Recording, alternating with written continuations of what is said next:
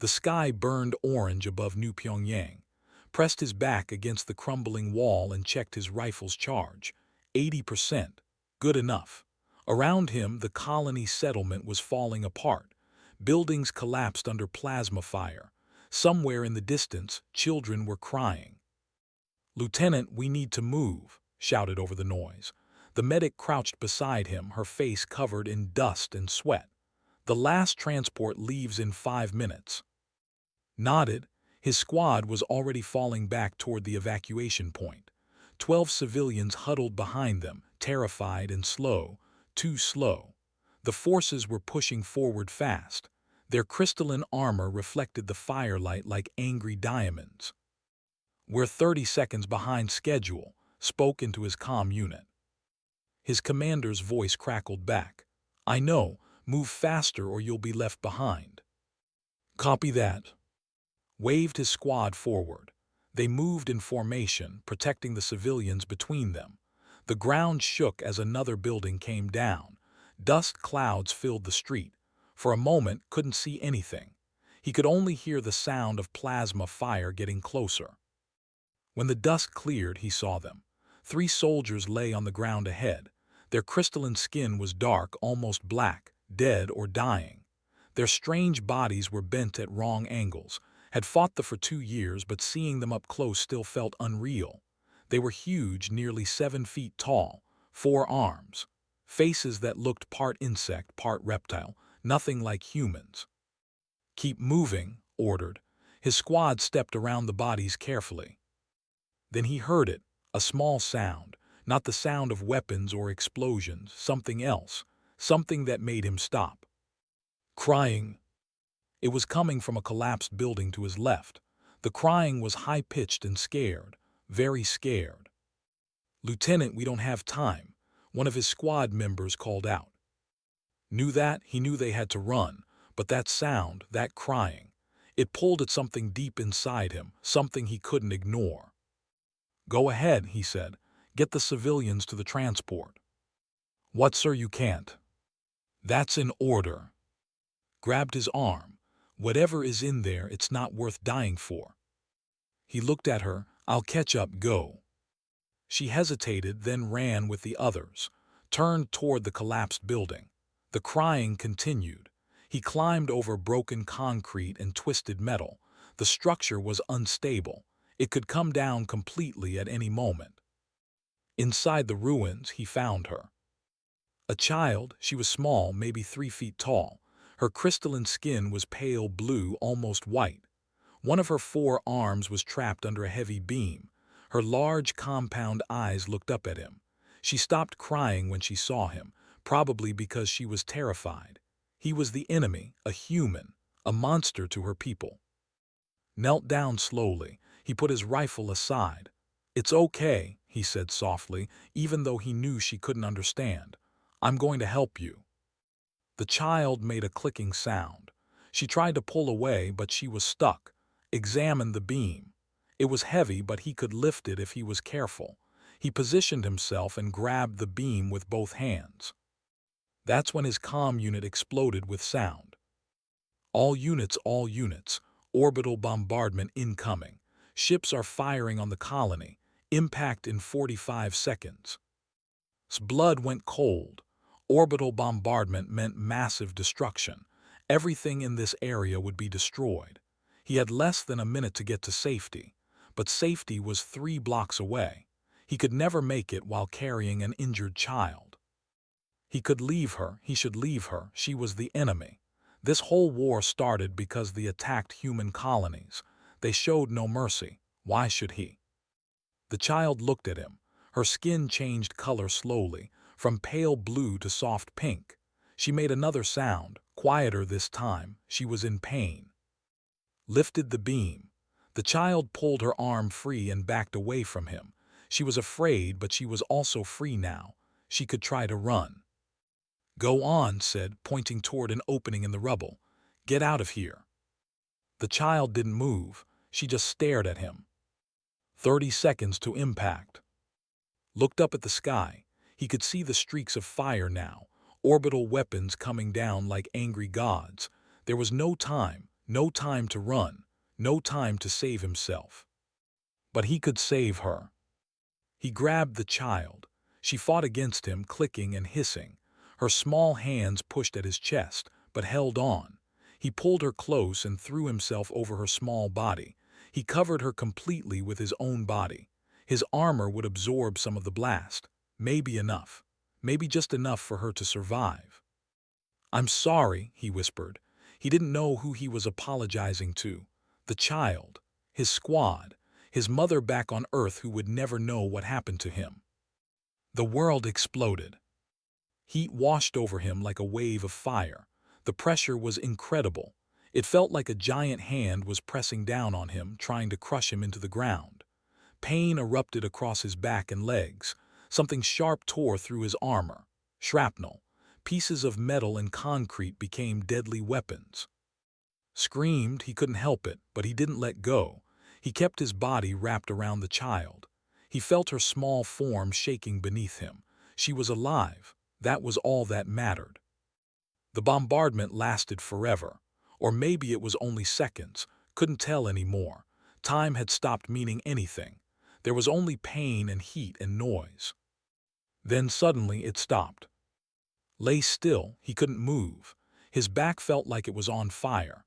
Blood ran down his legs. He tried to breathe, but his lungs wouldn't work properly. Everything hurt. The child moved beneath him. She pushed against him weakly, forced himself to roll to the side. The child scrambled away from him. She stood on shaky legs, looking down at him. Her skin was now a bright gold color. She was making clicking sounds again. Different sounds this time. His vision was getting dark around the edges. He could hear sounds in the distance. Voices.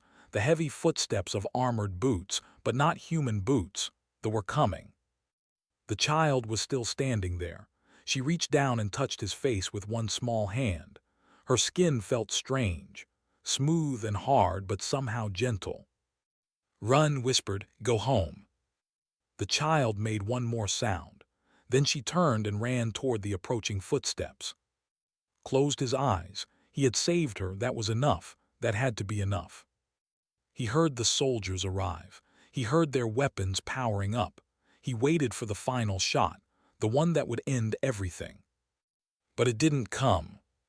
Instead, he heard a voice, deep and powerful, speaking the language he didn't understand, then silence, then more voices, arguing maybe, he couldn't tell. Someone knelt beside him. He felt hands touching him. Careful hands. They weren't killing him. They were checking his wounds. Through the pain and darkness, heard one more thing. A voice speaking through a translator. The words came out mechanical and strange, but the meaning was clear. "You bled for what is mine. The debt is witnessed." Then everything went black. Woke up in a hospital bed. White walls, white ceiling, the smell of medicine. His whole body ached, but he was alive. That surprised him. "You're awake," appeared beside his bed. She looked tired, dark circles under her eyes. "You've been out for 3 days." 3 days, his voice came out rough. His throat hurt. "You had 17 pieces of shrapnel in your back, 2 broken ribs, internal bleeding. The medical team stabilized you before we got you back." Sat down in a chair. "They saved your life. The enemy saved your life." Tried to sit up, but pain stopped him. "The child."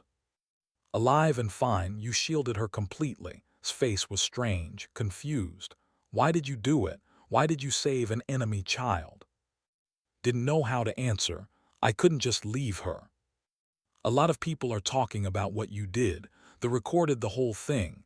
Their ships had cameras watching the bombardment. They saw everything." Leaned forward. "Something big is happening. They want to talk. They requested you specifically." Before could respond, the door opened. Walked in. His commander looked older than remembered, more gray hair, deeper lines on his face. "Lieutenant," said formally, "how do you feel?" "Like I got hit by a ship, sir." "Close enough." Pulled up another chair. "We need to talk about what happens next. They have requested a meeting at Meridian 7. That's the neutral station between our territories." "A peace talk?" asked. Maybe, we don't know yet, but they specifically asked for you to be there. They won't talk to anyone else. His expression was serious. The woman who spoke to you after the bombardment, her name is Ara, she's a high-ranking general, and the child you saved is her daughter. Felt something cold in his stomach. He had saved a general's child. That explained why they didn't kill him. Can I refuse? He asked.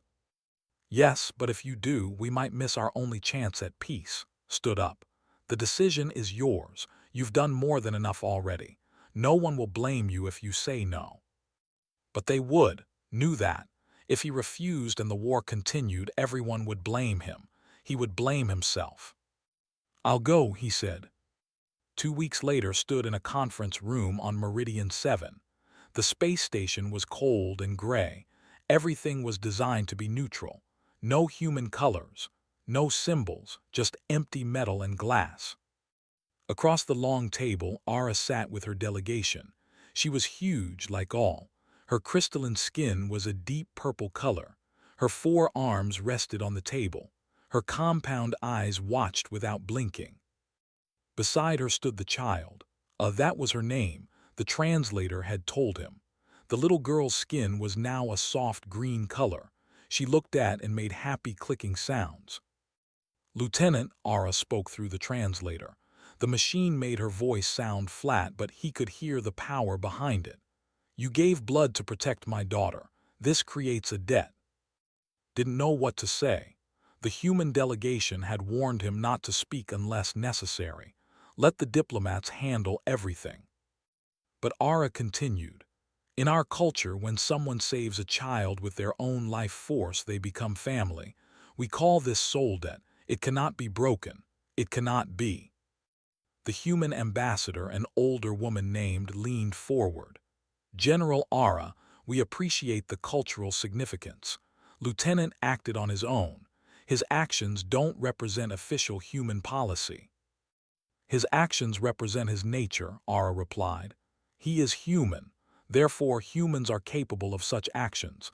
This changes everything. What exactly do you want? Asked. She had been his friend when they were children, growing up on the same colony world. Now she was a diplomat. She had volunteered for this assignment when she heard would be there. Ara's skin color shifted to a deep gold. The soul debt must be honored. Lieutenant must serve my clan for 1 cycle. 1 of your years, he will live among us. Learn our ways, stand as kin to my family. The room exploded with voices. Human diplomats argued. Delegates responded. Everyone talked at once. Just sat there trying to understand what was happening. You want to take him hostage, said coldly. He had come as commanding officer. No, Ara stood up, all 7 feet of her. We want to honor him. If he refuses, the debt passes to all humanity. Your entire species becomes honor-bound to my clan. This is our law. This is not negotiable. That's insane, one of the human diplomats said. That is tradition, responded a male. His translator identified him as M. Soul debt is sacred. If the human refuses, he dishonors not just our general but all. Such dishonor justifies renewed war. The room went silent. Everyone understood now. This wasn't just about tradition. This was about the entire war, accept or fight. Those were the only choices. Looked at the child. I was watching him with those large compound eyes. She looked scared, like she understood that something important was happening. Can I speak? Asked. Turned to him. You don't have to. Can I speak? He repeated louder. Ara nodded slowly. The one who holds the debt may speak. Stood up, his back still hurt from the healing wounds. I have questions. Ask. If I serve your clan for 1 year, what happens after? Do I come home? If you wish, the debt will be fulfilled. You will be free. And the war? Ara's skin rippled with colors, purple to gold to deep blue. I cannot promise peace. I am only one voice, but I will speak for peace. I will tell my people what you did. Perhaps it will matter. Perhaps isn't good enough, M said harshly. The human saved 1 child. We have lost thousands to human attacks. And we have lost thousands to your attacks, shot back. The argument started again, looked around the room. Everyone was angry, everyone was scared. Both sides wanted this war to end, but nobody knew how.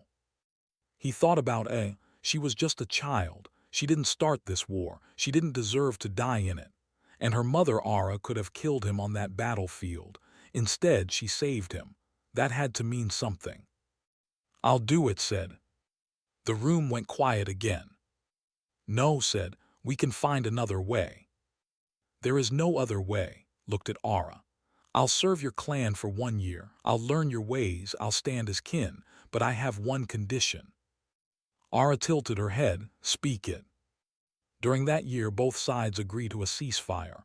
No attacks, no raids, just peace, even if it's temporary. Impossible, M said. We cannot. I agree, Ara interrupted. Her skin flashed bright gold. 1 year of peace while you serve, this is acceptable. The human diplomats looked at each other, nodded slowly. We'll need to confirm with military command, but I think we can agree to that. And just like that, it was decided. Would go with he would leave his squad, his commander, his whole life. He would live among the enemy for a year, all because he couldn't leave a child to die. After the meeting, found him in the hallway. Are you sure about this? No, admitted, but what choice do I have? You could refuse, let someone else figure it out. And risk the war starting again. How many children would die then, human and? His eyes were wet.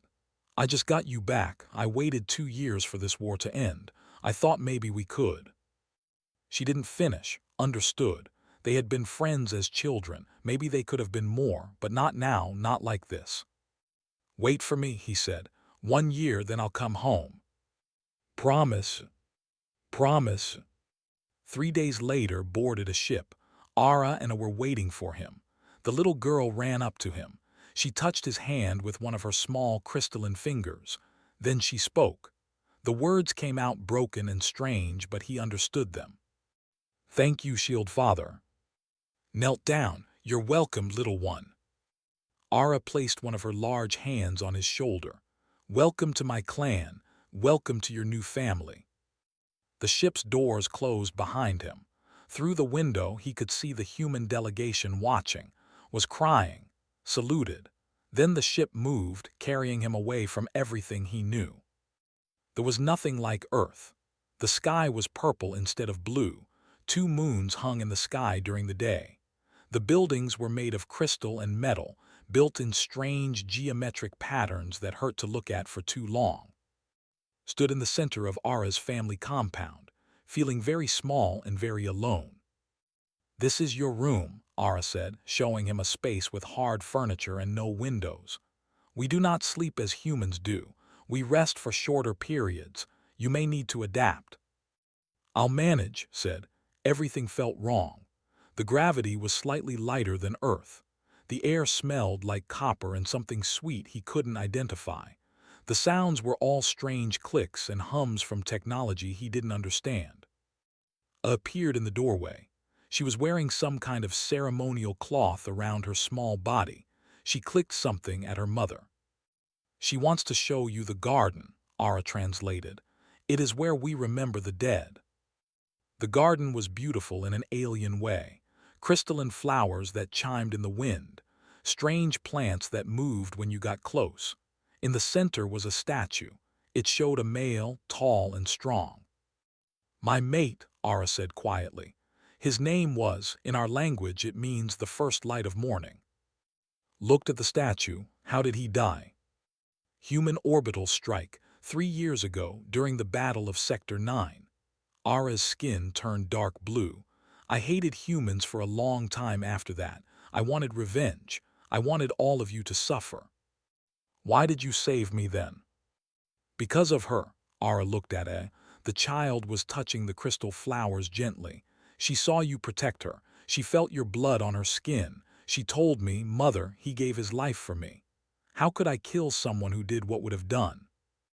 Didn't know what to say. He had killed soldiers. Maybe he had killed, he would never know. I am sorry for your loss, he finally said. And I am sorry for yours. How many humans have we killed? How many families destroyed? Ara's skin shifted to pale green. This war has taken too much from both of us. Over the following weeks, tried to adapt. Became his guide. She taught him basic words in the language. She showed him how to eat their food without getting sick. She laughed at him when he tried to use all 4 arms in their greetings and only had 2.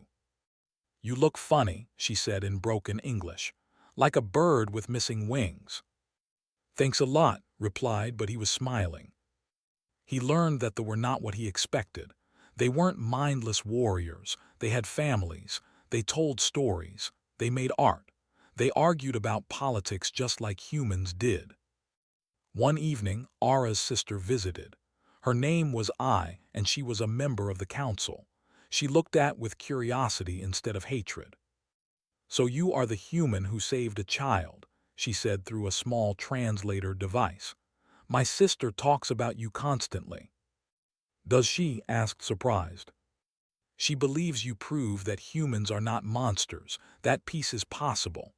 I sat down in the strange way, her 4 arms folded. I want to believe her, but it is difficult. Many of our people died in this war. Many of mine too, said. Yes, that is the tragedy, is it not? We both bleed red. We both love our children, yet we kill each other. Ai's skin turned thoughtful yellow. There are those in our council who see you as a threat.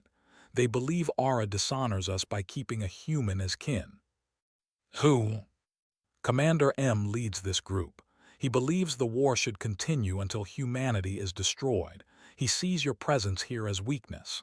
I leaned forward. Be careful, not everyone wants peace. That night received a message from.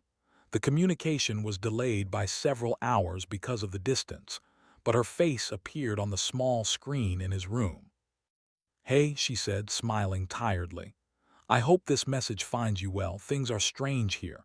The ceasefire is holding, but barely. There are protests on both sides. Some humans think you're a traitor, others think you're a hero. She paused. I think you're brave, maybe too brave. Please come home safe. Recorded a reply. I'm okay. It's strange here, but not terrible. They are more like us than I thought. Maybe that's the problem. Maybe it's easier to fight monsters than to fight people. He hesitated. I miss you. 1 year feels like a long time. The messages became his lifeline. Told him about the peace movement growing on human worlds. Sent updates about the military standing down. Described her work treating soldiers on both sides, learning that their bodies were different but their pain was the same. 3 months passed. Could now speak basic. He could understand their customs. He attended their ceremonies. When they sang for their dead, he learned the words. When they celebrated their victories, he stood silent but present. Then came the council vote. Ara was speaking before the government about extending the ceasefire into permanent peace. She wanted to stand with her. Why? He asked. I'm just a soldier. You are a symbol, she replied. You represent what we could be, what both our species could be together. The council chamber was massive. Hundreds of representatives sat in crystalline seats arranged in circles. They all turned to watch when Ara entered with beside her. M was already speaking. We cannot trust the humans. They are treacherous. They are violent. This ceasefire is a trap. We are violent too, Ara countered. We started this war over mining rights, over resources, over pride. And what has it given us? Dead mates, lost children, broken families. It has given us strength, M shouted. We cannot show weakness now. Is protecting children weakness? Ara gestured to. This human could have run. He could have saved himself. Instead, he chose to shield my daughter with his own body. He took wounds meant for her. He bled so she could live. Is this the action of a monster? The council murmured. Some agreed, some argued. The debate went on for hours. Stood there feeling the weight of hundreds of alien eyes on him. He understood most of what they were saying now. Some called him brave. Others called him a spy. Some wanted to study him. Others wanted him dead. Then O appeared. She shouldn't have been there. Children were not allowed in council sessions, but she ran to the center of the chamber and stood beside. "Stop," she said her small voice carried through the massive room. "Stop fighting about him. He is good. He saved me. He is family." Ara started to pull her daughter back, but resisted. "Father died protecting others," continued. "Mother says he was brave. She says he was noble, did the same thing. He protected me. How is that different?" The council chamber went silent. Even M had no response to the child's words. Finally, an old in the highest seat spoke. "The child speaks truth. Honor is honor regardless of species. We will extend the ceasefire, but we will not yet call it peace. The human will continue his service. We will watch. We will decide." It wasn't everything Ara wanted, but it was something. The war would stay paused. People would keep living instead of dying. After the session, I found in the hallway. That was dangerous. I could have been punished for speaking. "She's just a child," said. "She is your daughter now by our law. You should teach her caution." I's skin was troubled purple. M left the chamber angry. "He has ships. He has soldiers loyal to him. I fear he may try something." "Try what?" "To break the ceasefire, to prove that peace is impossible." I touched his arm with one hand. "Watch yourself and watch Ara and A. There are those who would harm them to get to you." That night couldn't rest. He went to the garden where statue stood. The crystal flowers chimed softly in the wind. Ara found him there. "You think of home." "Always," admitted, "but this place feels less strange now." "You have adapted well, better than I expected." Ara stood beside him looking at her dead mate's statue. "Would have liked you." He believed in honor above all else, protecting the weak, standing for what is right. "Even human weak?" asked. He died before he could answer that question. Ara's skin shifted to soft gold. "But I think yes. I think he would have done what you did if the situation was reversed." "I claimed you as kin to save my daughter," she continued. "But now I keep you as kin because you have saved me. You have saved me from drowning in hate. You have shown me that my enemies are just people, people who love and fear and hope just like us." Looked up at the purple sky. Somewhere beyond those alien stars was Earth, was home, was waiting for him. But here in this strange garden on this strange world, he had found something he didn't expect. He had found a family. A broken one, maybe. A weird one, definitely, but family nonetheless. "Thank you," he said quietly. "For what?" "For not killing me, for giving me a chance, for letting me be part of this." Ara placed a hand on his shoulder. "Thank you for showing us the way." 6 months into his service woke to an alarm. Not the gentle chime that usually started the day. This was loud and urgent, a warning. He ran from his room and found Ara already dressed in her armor. Her skin was deep red, battle color. "What's happening?" asked. "Stay inside, protecta." Ara grabbed weapons from a wall. "Someone is attacking the compound." Before could respond, an explosion shook the building. Crystal walls cracked.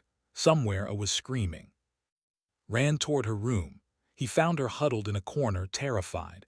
Her skin was almost white with fear. "It's okay," he said, scooping her up.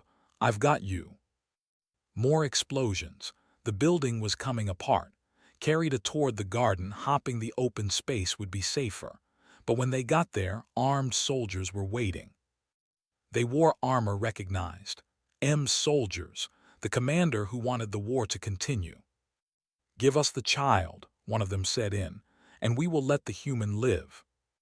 "No," said, "he didn't have a weapon, he only had his body." Again, just like on New Pyongyang. The soldier raised his plasma rifle. "The child's death will break the soul debt. It will dishonor General Ara. The council will remove her. Commander M will lead, and the war will begin again."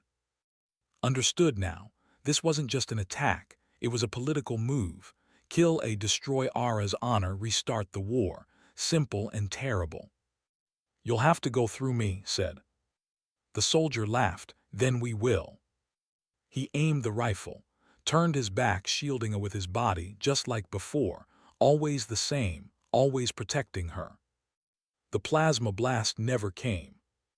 Ara appeared like a storm. She moved faster than thought possible. Her crystalline armor reflected light as she fought. 4 arms meant 4 weapons. She cut through the soldiers with practiced efficiency. More arrived, I and loyal guards. The battle was short and brutal. When it ended, 3 of M's soldiers were dead. 2 were captured. Ara ran to and "Are you hurt?" No, said, "We're okay." But he wasn't okay. His hands were shaking. A was crying against his chest. The garden where statue stood was now marked with blood and scorch marks. I examined the captured soldiers. They confess easily. M ordered this. He's attempting a coup. Where is he now? Ara demanded. Gone. He took his fleet and disappeared. Our tracking shows he's heading toward human space. Ara's skin went pure black. No, he means to attack humans, to break the ceasefire, to force the war to restart. Felt cold. We have to warn them. If I send a message, will they believe it? Or will they think it is a trap? Ara looked at him. You must send the warning. They will believe you. Carried her to the communication room. He set her down gently and activated the long-range transmitter. It took several minutes to connect to human space. When the screen finally lit up, his face appeared. What's wrong? You look terrible. Listen carefully. There's a fleet heading your way. Commander M is attacking. He wants to restart the war. You need to evacuate the border colonies now. His face went pale. How many ships?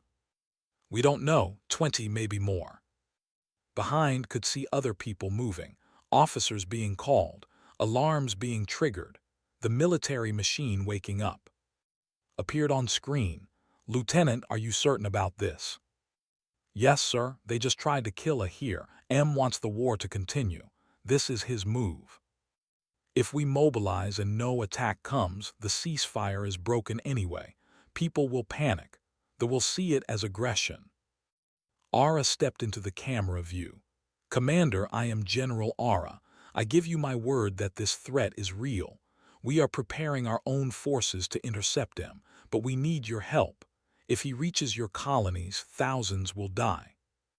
Looked at Ara, then at, this is insane. You want us to coordinate with the enemy. She's not the enemy, said. Not anymore. M is the enemy to both of us.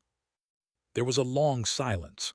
Could hear voices arguing in the background on the human side. Finally, nodded. We'll mobilize, but if this is a trick. It is not, Ara interrupted. I swear on my mate's memory, on my daughter's life, we want peace. The connection ended, slumped in the chair. A climbed into his lap, still shaking. What happens now? He asked Ara. Now we stop M together. She touched his shoulder. Will you come with us? We could use a human tactical officer, someone who understands how your people fight. Looked at who will protect her? I will stay here with the best guards. She will be safe. Ara knelt down. I need you not as Kinbalaw, as someone I trust. He had never been asked before. On the battlefield on New Pyongyang, he acted on instinct. When he accepted the soldat, he had no choice. But this was different. This was choosing to fight alongside choosing to defend both his people and his new family. I'll come, he said. The ship ride to the border was tense. Stood in the command center of Ara's flagship, surrounded by officers. They watched him with suspicion. He was the only human on a ship full of aliens, but Ara trusted him, so they accepted him. M has 23 ships, one officer reported. They are approaching human colony Theta 7. That's a research colony, said. Mostly scientists and their families, 3,000 people, light defenses. An easy target, Ara said grimly. He wants maximum casualties, maximum outrage. Human ships are mobilizing, another officer said. We are detecting 12 vessels moving to intercept. Not enough, said. M has them outnumbered. Ara looked at him. What would you do? Studied the tactical display. He had been trained for this, years of human military strategy, but he also understood tactics now. 6 months of living among them had taught him how they thought. M expects humans to defend the colony directly. He'll position his ships to surround them, cut them off, traced a pattern on the display. But if we come from here behind his formation, we can split his attention, force him to fight on 2 fronts. You want us to fight beside human ships? An officer asked, shocked. Yes, coordinate our fire, cover each other's weak points. Human ships have stronger forward shields. Ships are faster. Use those advantages together. Ara's skin shifted to thoughtful purple. It could work, but both sides would need to trust each other completely in battle. They will, said, because they have to. Ara gave the orders. Her fleet changed course. At the same time, contacted the human ships. His face appeared on screen again. We're coming in behind M's fleet, explained. You need to engage them from the front, draw their fire. When they commit to fighting you, we hit them from behind. You're asking us to trust you won't shoot us in the back, said. Yes, sir, that's exactly what I'm asking. Another long silence, then nodded. We're transmitting our tactical frequencies. Don't make me regret this, Lieutenant. The battle began 30 minutes later. M's ships opened fire on the human fleet. Plasma weapons and missiles filled the space. The human ships returned fire, and energy beams cutting through the darkness. Then Ara's fleet arrived. They came fast, hitting M's rear formation before they could react, ships firing on other ships. It should have felt wrong, but it felt right, because they were protecting innocents, both human and innocents. M is hailing us, an officer said. Put him on, Ara ordered. Commander M's face appeared. His skin was angry red. You betray your own people for humans. You dishonor everything we are. No, Ara replied calmly. I honor what we should be, protectors, guardians, not destroyers. The humans are vermin. They deserve extinction. Then why did one of them save my daughter? Why did he bleed for her when he could have let her die? Ara's voice was powerful. You speak of honor, M, but you tried to murder a child, my child. There is no honor in that. M's ship fired on Ara's flagship. The shields held barely. Other ships moved to intercept. The battle intensified. Coordinated the defense. He spoke to both officers and human commanders. He translated tactics between species. He found ways to make them work together. Human shield strength protecting speed, maneuverability covering human firepower. Slowly M's fleet began to fall apart. Ships surrendered. Some fled. M's flagship tried to escape, but human and ships boxed it in together. We have him, reported. Should we destroy the ship? No, Ara said. He must face trial. Both our people must see justice done. M was captured. His crew surrendered.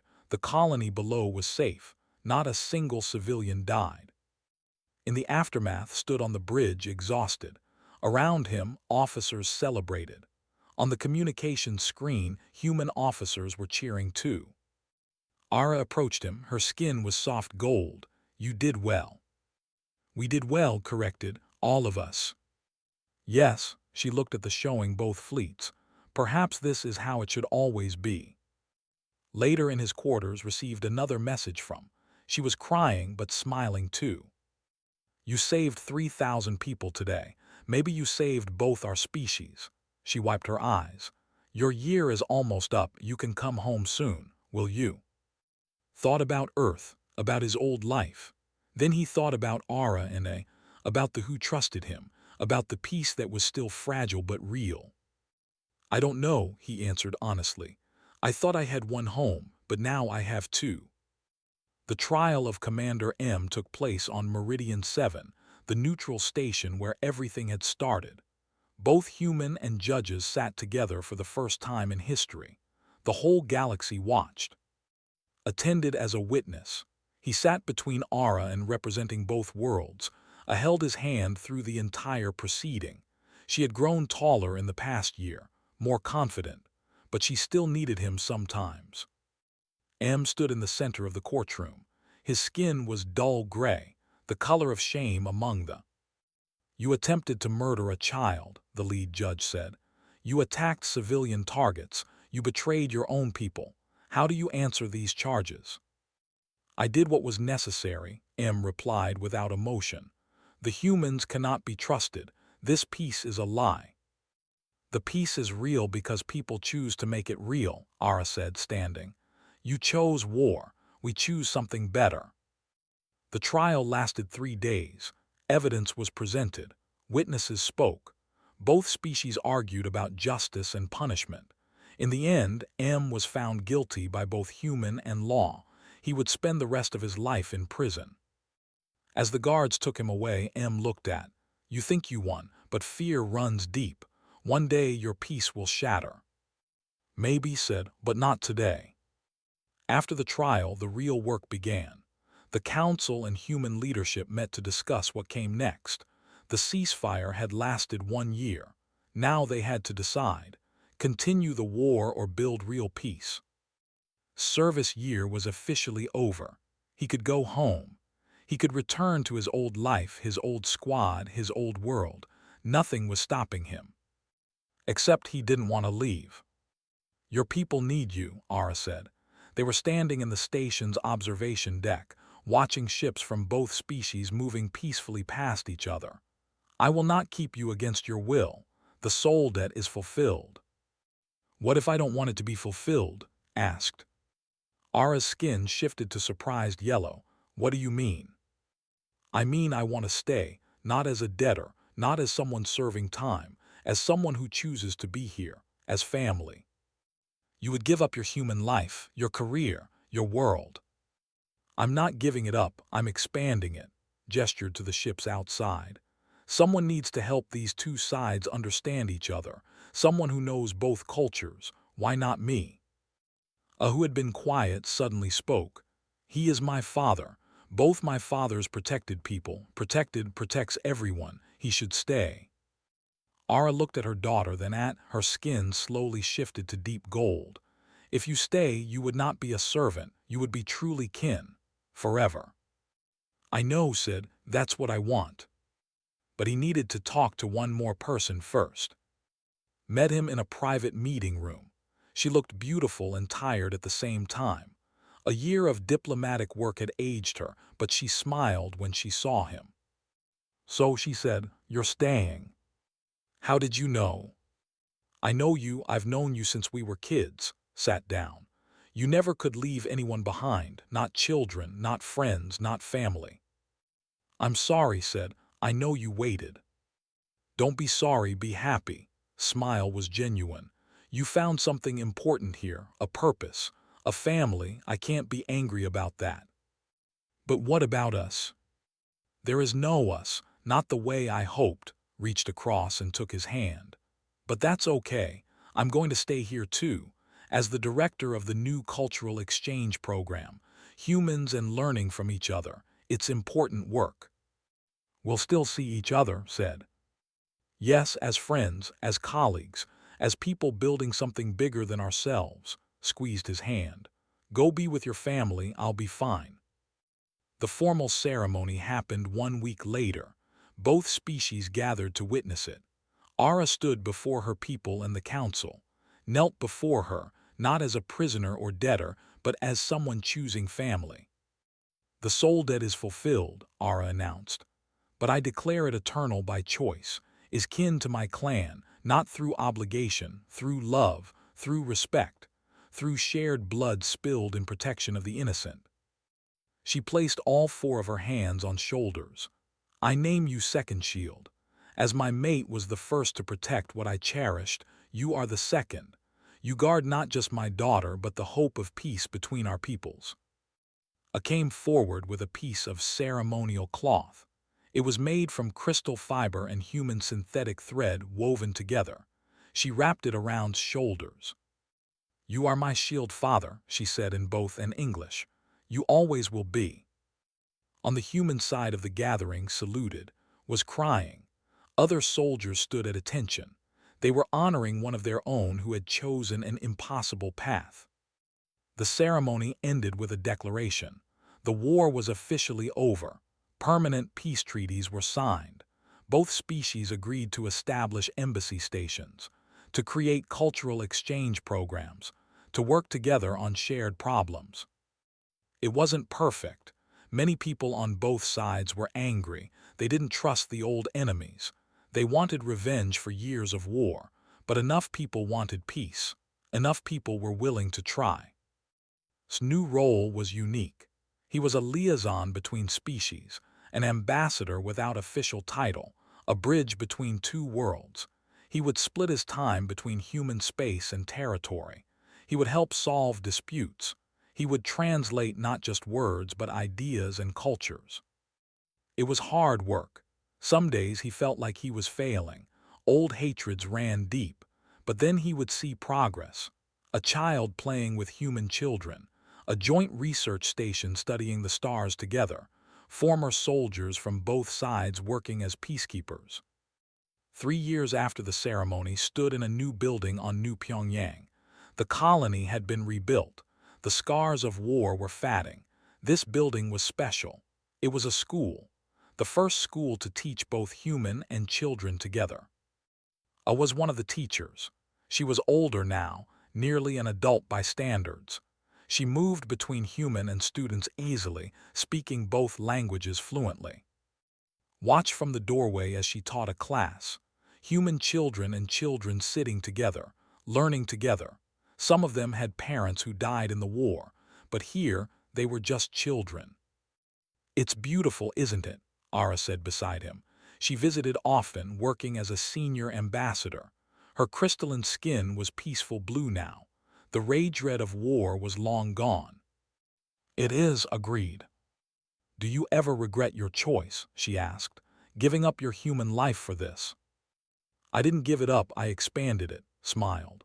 "I have 2 homes now, 2 families, I speak 2 languages, I understand 2 cultures. That's not a sacrifice, that's a gift." I noticed them watching. She waved. The children turned to look. A small child asked something, pointed to. "Who's that?" the human child sitting next to the asked. "That's," I answered. "He's my father. He's the reason we can all be here together." "Why?" the child asked. "Because when everyone else was fighting, he chose to protect. Because when everyone else saw enemies, he saw a child who needed help." A's skin turned soft gold like her mother's. "He taught us that being strong means protecting the weak, no matter who they are." After class, the children ran outside to play. Watched them chase each other across the playground. Human children teaching children how to play soccer. Children showing humans how to climb the crystal trees that grew in the garden.